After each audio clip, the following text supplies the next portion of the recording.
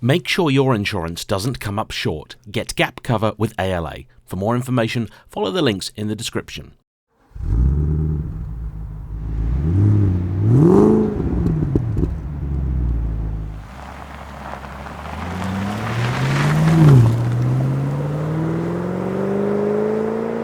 Hello everybody, the year is 2008. Business for you has gone very well, hasn't for many other people, and so you decide to treat yourself to a new car. You want something that is large and spacious enough to get yourself and the family all the way to your holiday home down on the south coast of France. But you know, once you're there, you want to sneak up onto the Route Napoleon or down onto your favourite bit of a Route Départementale and have some fun. So, what do you buy? Well, one of the most obvious choices would be the BMW M5. Complete with F1-derived V10, this was an automotive icon the moment it was launched.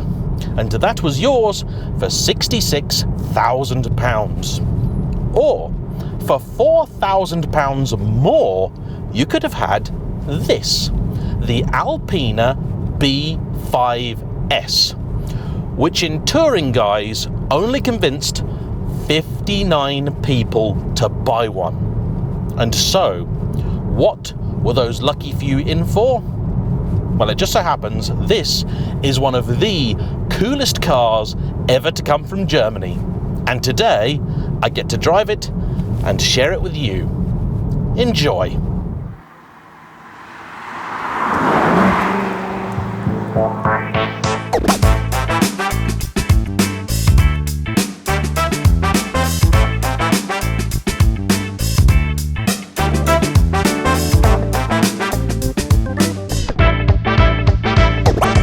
Like AMG before them, what was once an independent company is now part of the mothership. And in a lot of ways you'd think that's a very good thing. But from where I sit, it doesn't really look like that at all. In fact, all of the recent Alpina products I've driven feel like they've kind of lost their soul. This, though, is from the company's golden era, when they went the whole hog, transforming a BMW into something not just better, but genuinely different. So, what have you got here? Well, they started with an E60 generation BMW 5 Series, or as we have it here, the E61 Touring. It's a great car. When new, a lot of people didn't like it on account of its crisp angle lines. Fact is though, sure, maybe the cars aren't quite as pretty as those that came before, but those designs were beginning to show their age. And these have done spectacularly over the years. And the job of the 5 Series really was never to wow, with the exception, of course, of the M5. And for this generation, BMW really pulled out all the stops. A 507 horsepower, naturally aspirated, 8,000+ RPM V10. It's an epic engine, and I've driven it in a few different cars, and every single time it is a highlight. Sadly, here in Europe anyway, it was paired exclusively with a 7-speed SMG gearbox that was as much a lowlight.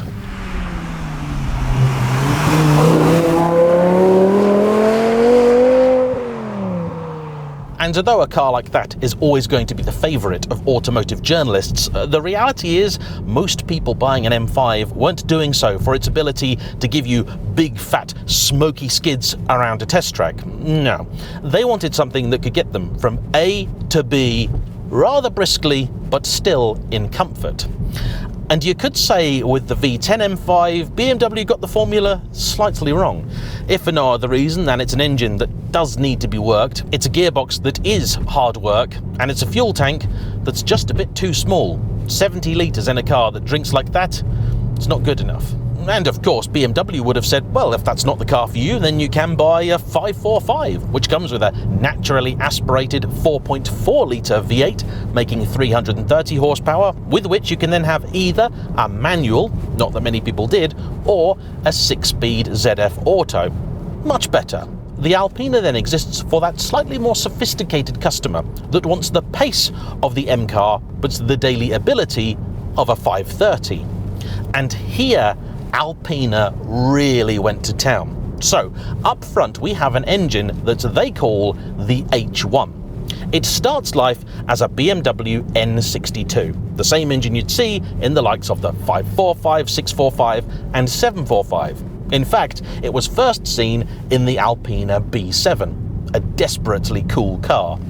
And this is no mere remap or strap a turbo to the side of it. No, you have some serious engineering going on. So, the block is bespoke to the Alpina. The crankshaft is a forged one, bespoke to the Alpina. And the low compression Marley pistons are bespoke to the Alpina. On top of which, they then stick a supercharger. And it's one with a rather unusual design. They call it a turbessa.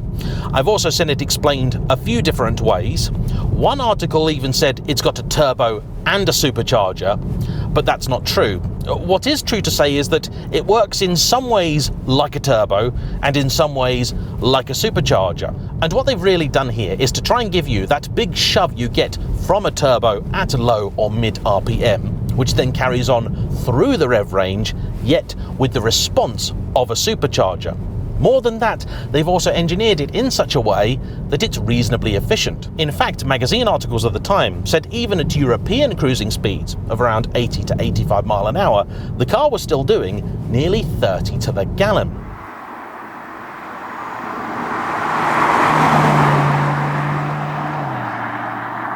The fitment of a jumbo-sized air-to-air intercooler also helped keep temperatures nice and cool, and this car made a near M5 beating 500 horsepower, or 493 bhp.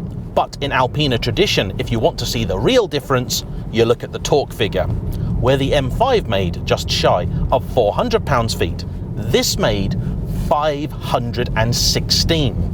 The gearbox was a version of the 6-speed ZF, as you saw in the regular 545, but with Alpina-specific touches, like these little buttons on the wheel. You don't change it from the front, that just tells you which side does which, but behind it you find little sort of pimples, really, and you can use those to go either down or up through the box.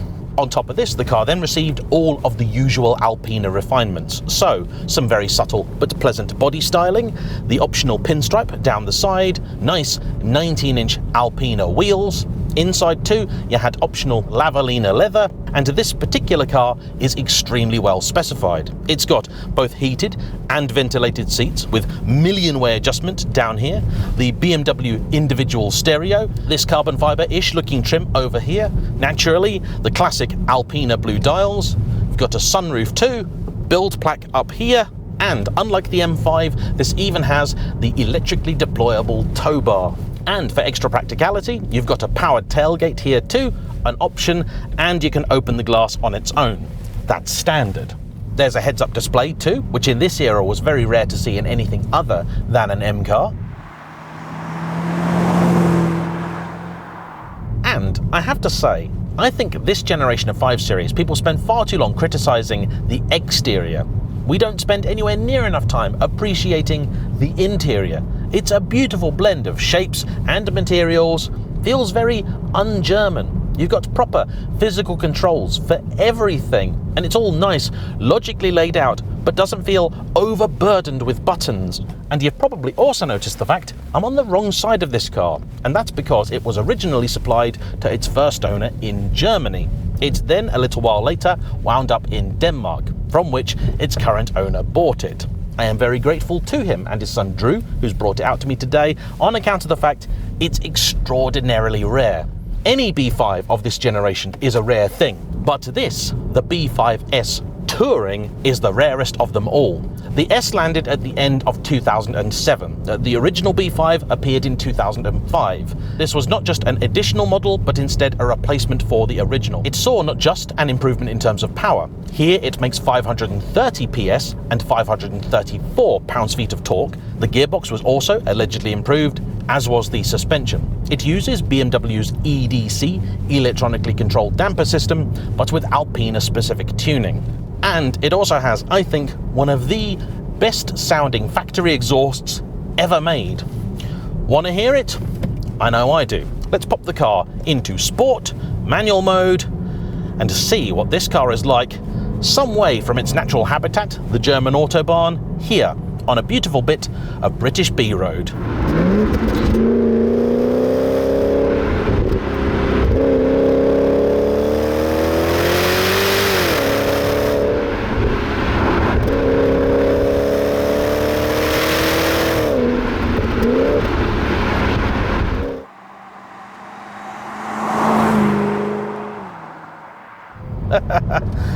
Do you know what?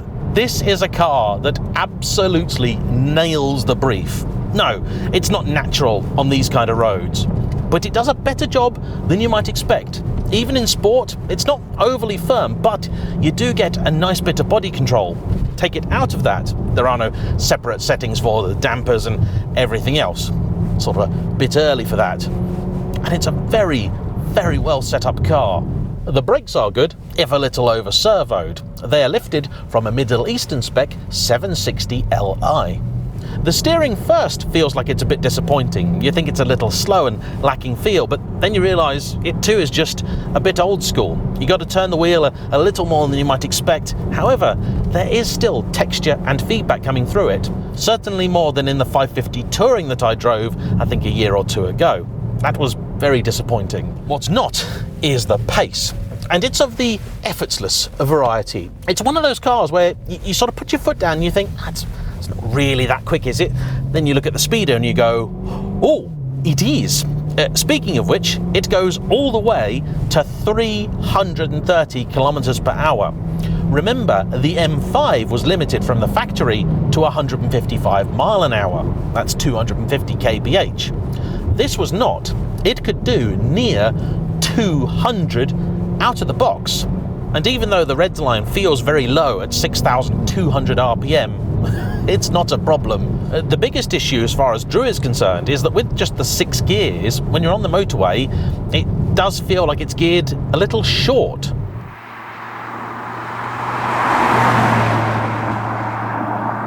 And if you're sat there right now thinking, yeah, I gotta get me one of those, there's a few things you should know. First off, particularly with a car like this, if you're going to import it, do a CarVertical. That really is the strength of that platform, its ability to search multiple databases from around the globe. Because yeah, there are lots of services out there, good ones for UK cars, but if you've got a car that's travelled, you want to know what it's been up to wherever it's been. And for that, CarVertical is excellent. But in good news, this being an Alpina and not an M car, I think it's far less likely to have had the owners that didn't really care for it. Alpinas too follow their own depreciation curve. Today there are a handful of these for sale, and not a single one is the later S. The only Touring I could see is up for £40,000. And of course, most people would look at that and go, yeah, for that money I can have a very nice M5 Touring, and with the option of today, either a manual or a DCT box. Very soon, I should be trying both and hopefully be able to tell you which is actually the one you want if you are thinking of buying an M5. And look, the gearbox here, no, it's not brilliant, but it's actually pretty decent when you consider the era it comes from. The response, both up and down, is better than you might expect. It's just the shift itself isn't particularly quick. However, in a car like this, that's not really a problem. And I am driving it in manual mode deliberately, because when we were out and about doing the drive-bys, one thing Drew warned me about is with this car, because it's got the programming of a normal auto, if you put your foot down a certain amount, it'll change down, because that's what automatic gearboxes do. Only this car has now got a lot more power and torque than it really did in any other guise. Helpfully, the car has some pretty decent tyres on it. Michelin Pilot Sport 4S, 245 at the front and 275 at the back. It also has the optional, why optional I don't know, limited slip differential. And new, this car cost its first owner €122,000, the equivalent of roughly £105,000. And this, to me, is exactly what an Alpina should be. It's taken all the good stuff of the car it's based on, so you've still got a nice interior. The seats are decent, although I will say, not quite as supportive as I'd like. They're comfortable, yes, but they certainly don't pinch you. The rear, loads of legroom. That's fantastic, and the boot, of course, is excellent. Visibility is really good too. Nice, relatively thin A-pillar. B-pillar is far back. The big sunroof also makes it feel like a nice and airy place to be, even with the black leather and Alcantara headlining. The car has also paid a visit to Mr. 12 Volt, for it now has both Android Auto and Apple CarPlay running seamlessly alongside the original BMW iDrive. And I love that. Means you can drive this car, which in principle is near 20 years old, like it were a modern one. In fact, it's better because it's not a touchscreen.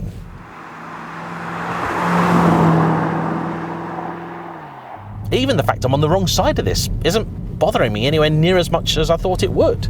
This just doesn't feel like a massive car anymore. Drew and his dad also do a lot of trips to the continent, and there, of course, it makes perfect sense. I know I just recently drove a Volvo V60 Polestar and called that the ultimate Q car. Well, if you took the pinstripes off the side of this, I think it might beat it. Less of a natural in the twisties for sure, but on the Autobahn, I can't think of many better ways to get around than this. The big problem, the same really for all Alpinas, is going to be the fact you look at something like this and then you look at the BMW equivalent and you just go, well, how do I justify that price difference? I think here, when you look at the mechanicals of it, you can. I really need to drive a B7. Has somebody got one of those? I want to drive all the cars, to be honest, but Alpinas are seriously cool. As a real BMW fan, I feel like I need an Alpina in my life because it satisfies that love of Beamers that I've always had, but also that desire to have something a bit different, a bit offbeat.